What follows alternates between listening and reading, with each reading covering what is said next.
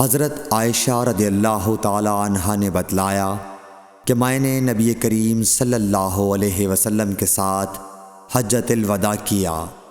میں تمتع کرنے والوں میں تھی اور ہدی یعنی قربانی کا جانور اپنے ساتھ نہیں لے گئی تھی۔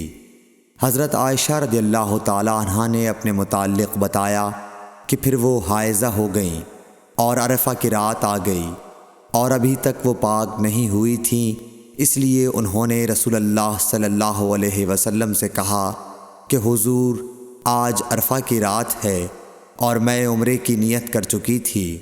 رسول اللہ صلی اللہ علیہ وسلم نے فرمایا کہ اپنے سر کو کھول ڈال اور کنگا کر اور عمرے کو چھوڑ دے۔